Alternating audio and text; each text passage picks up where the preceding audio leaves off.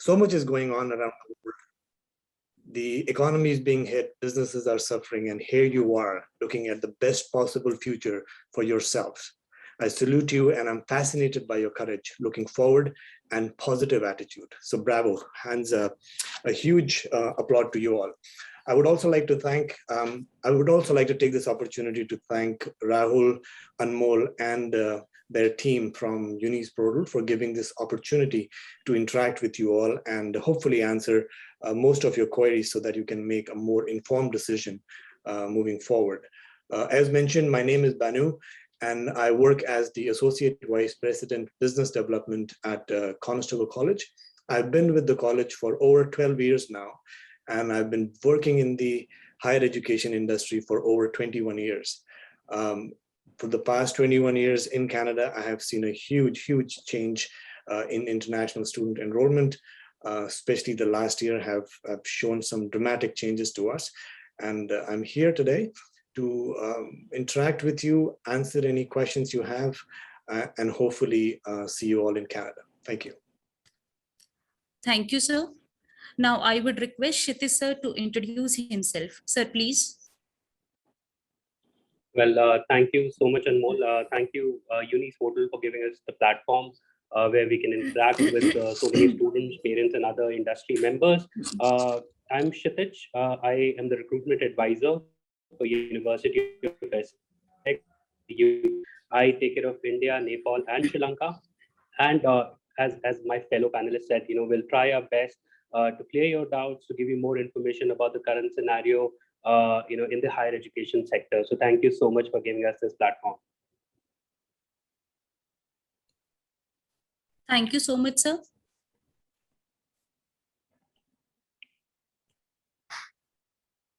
So let's begin with questionnaire round. Simar sir, may I have your attention, please? Yeah, sure, please. Yeah. So my first question is, first of all, I'll request, I cannot see the cameras on. Please, can you help me out with that, please? Yeah, sure. Vishesh, can you give access to everyone, please? If anyone wants to on the camera.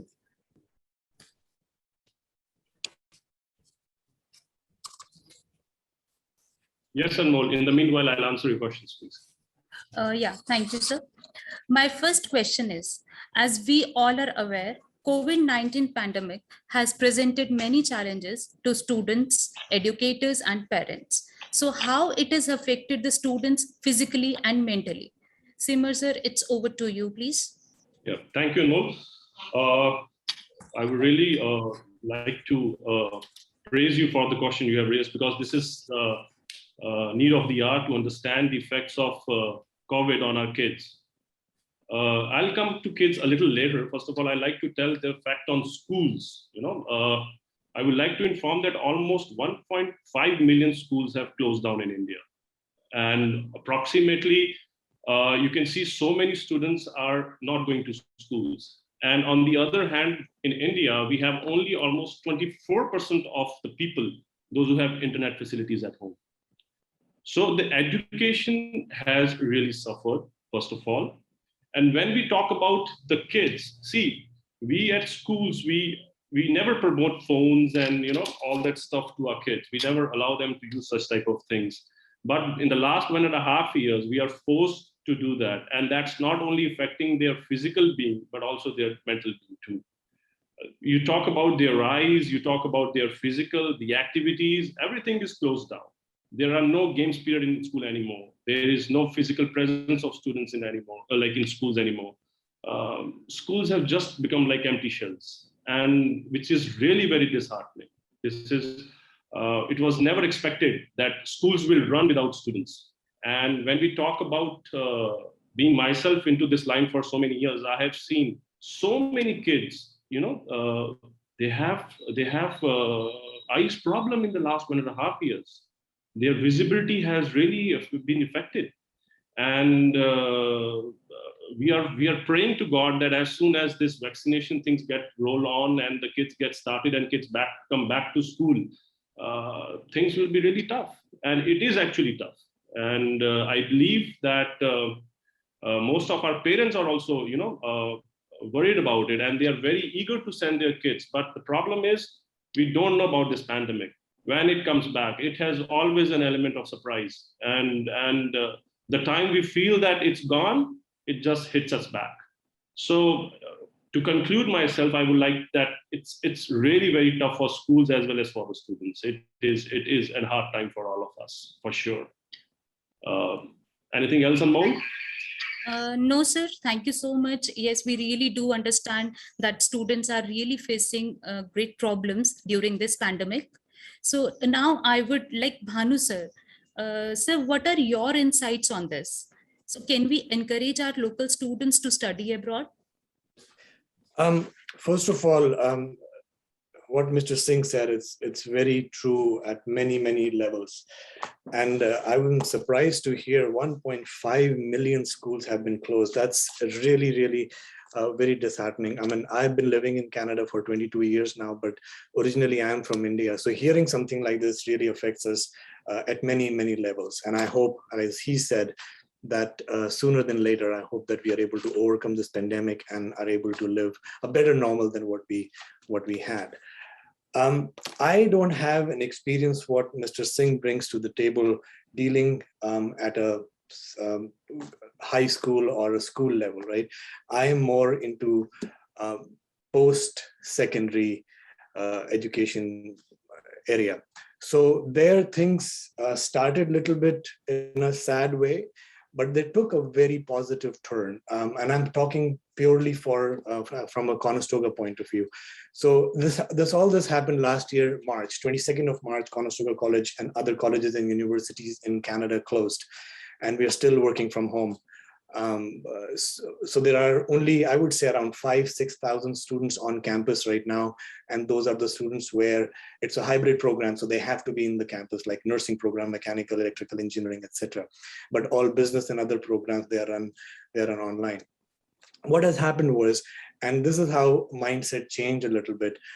Google, for example, their headquarters is 10 minutes from Conestoga College, and Google had started promoting things among their employees that if somebody wants to work from home, right, they will be considered and allowed.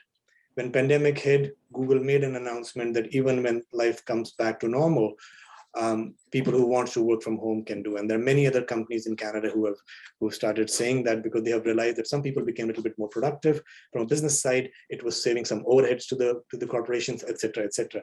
So we looked at this, and a lot of students acknowledged this, that this was giving an opportunity to them to learn how to operate, because the biggest thing on online is discipline.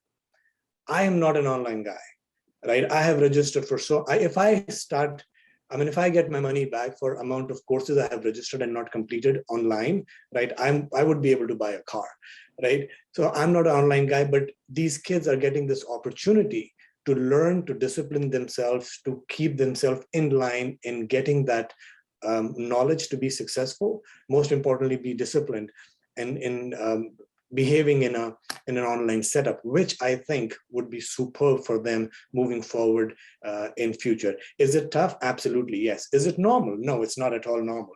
The biggest fear I have is interaction, right? So at Conestoga, for example, I am superbly aggressive in getting into different classroom blogs and telling students not just interact with people when there's a class going on, try to organize online stuff beyond their class. And a lot of students are doing it, and they are getting that interaction, which is missing right now.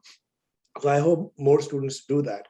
I'm a very positive guy. So when this thing hit last year, when students and parents were calling me from around the world and they were in panic, I gave them an example of when you start walking, then you start learning how to ride a bicycle, then a motorcycle, then a car, right? You change with the time and you adapt to what's going on. Driving a car is not an easy, especially in India, you guys know, it's very challenging, right?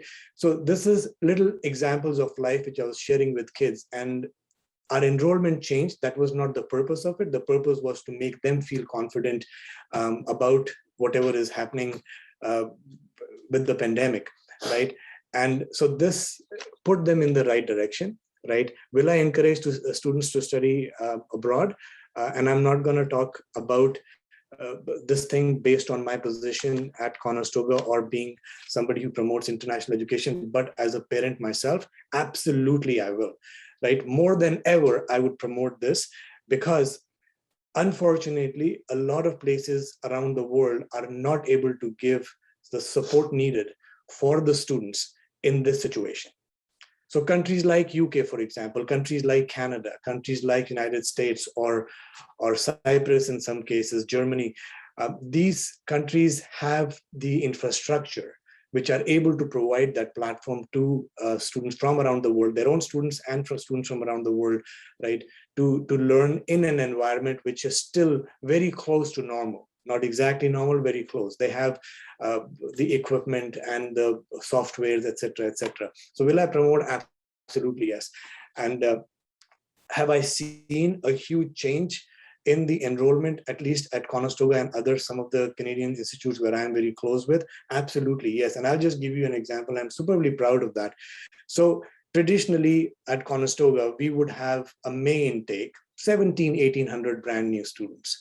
Right, this May 4,800 brand new students plus returning, etc., but 4,800 brand new, right, for our international only, right? So for us it was like an eye-opening, like, wow, what a shift, like how students have changed and adapted to the new normal, right? And they're like, yep, this is it. Has Canadian government helped? Absolutely, yes, because in the end, students just don't want education, they want to work, etc., etc. And when Canadian government said you can finish your program online for this much amount of time, and then you'll be allowed to work as normal, that was encouraging student. But more than that, student waited. They saw what happened last year, May. They saw what happened last year, September. Little bit they saw in January. That showed them that, okay, these schools are able to give us what's needed and students are being successful. They are getting good grades. They're getting knowledge. They're interacting with potential employers. So everything else is same. The only thing different is you cannot shake hands anymore, right? So right now, I've never met Mr. Singh, but I know next time I see him, oh, I know you. We interacted on this particular platform, right? So this has become the new normal. Is it very comfortable? No, right? But is it making life go forward? Absolutely, yes. So let's embrace it. And before I stop, the students who are listening and if they are thinking of postponing their plans, and the only reason is because they cannot travel. Let me tell you something. Last year in March, and that's encouraged me a lot. So last year in March, college closed. President of the college called me and said, we're going to go online. I'm like, whoa, online. I mean, it was a shock to me. I'm like, how do we promote? What do we say to people, right? And my wife and I are talking. We're like, would you send your child to study online? No, we won't. Then my financial advisor called me and he said, do you have some money laying around? And I'm like, why? What happened? He was like, you know what? A lot of people are coming under panic. They're selling their shares, etc., etc. If you have some money laying around, this is the time to invest. Forget about it for the next 5 years. And you'll definitely make money. I'm like, okay. So I gave him some money. As soon as I did that, this clicked me. And I'm like, okay, traditionally, let's say in a global business management program, 100 students come to study. 60 of them are postponing their plans right now because of pandemic. They don't want to study online. So historically, when 100 students are graduating, one student is competing with 99 students. But in this case now, one student is only competing with 39 students. Right? So that became my mantra to the students. And I was talking to them and I'm saying that, hey, you know what, man, you cannot live in fear. This is the new normal. You have to move forward. And that helped a lot. And I mean, here we are. We are still sitting at a historic enrollment for Conestoga. So I hope I answered your question. I just went a little bit longer because Mr. Singh kind of motivated me to speak like that after what he said. So over to you, Anmol. Thank you so much, sir. It was really meaningful information for all of us. Now, I would like Kshitiz, sir. So what do you say? Is it a right time for students to study abroad for UG and PG courses? Well, I think Mr. Bhanu has given some great stats, that the rise in enrollments and, the kind of response we're getting from the market. If you look at the UK market right now, March 2020, 136% increase in student visas as compared to March 2019. So, we have these stats where students are really keen on using this time. When we say that, is it the right time to study abroad or to study anything, I think this is the perfect time. My personal experience, when the economies are down, it's the right time to upskill yourself, to learn new